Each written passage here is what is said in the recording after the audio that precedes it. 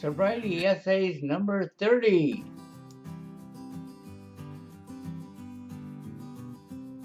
The Steps in Me.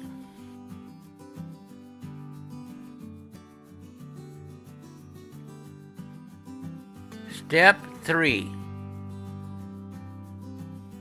I would rather go through life believing in God, dying and finding out there wasn't one, than to go through life not believing in God, dying and finding out there was one. This is a direct quote from my sponsor. He continued, Chuck, there are only two things you need to know about God for sure. One, there is one. Two, you're not him. Step 3. Made a decision to turn our will and our lives over to the care of God as we understood him. Covering the first 5 steps in 28 days or less was what I was supposed to do before I got out of the hospital. To this day, I just do not remember even trying to work step 3. I'm sure I did what I was asked to do. Probably I did some writing and turned it in to staff.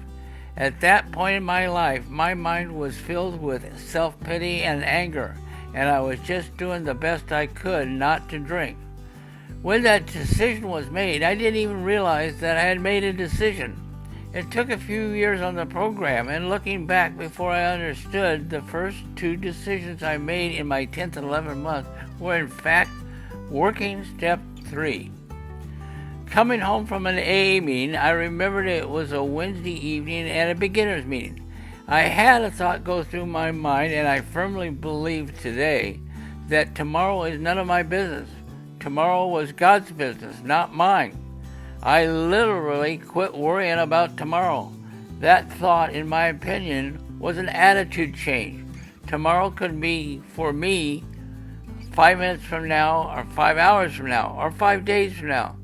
The freedom of worry was enormous. That freedom is referred to at the bottom of page 83 in the big book, the promises. Promise me that, and that's what I got.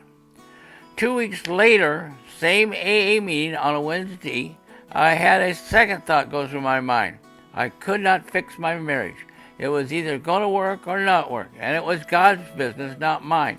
I simply quit worrying about when she was going to serve me with those divorce papers I felt I deserved. I quit worrying about my marriage. In my case, that marriage did a 180-degree turn and has been good for the past 6 years. Making this video at this day and age, as that marriage lasted 51 years before God took her home. It is, in my opinion, and a very firm belief, that it is what I do in Alcoholics Anonymous that saves my life. It is not what I think or what I know.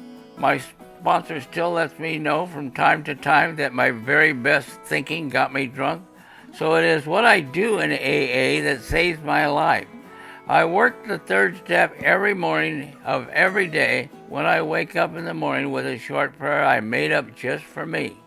Quote, God, please grant me the willingness to do whatever I'm supposed to do today. Amen. I do not tell God what I think he should be doing, and I do not tell God what I think I should be doing. My sponsor once told me that it was perfectly okay for me to turn my will and my life over to the care of God, but if I turned my electric bill over to him, I was going to sit in the dark for a long time.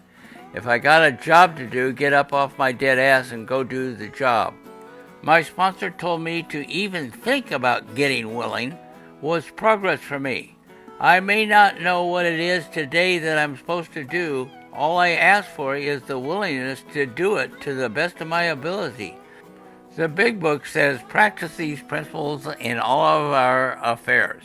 So if I turn over whatever is going on into my life to the care of my higher power, then I will find out what his will is.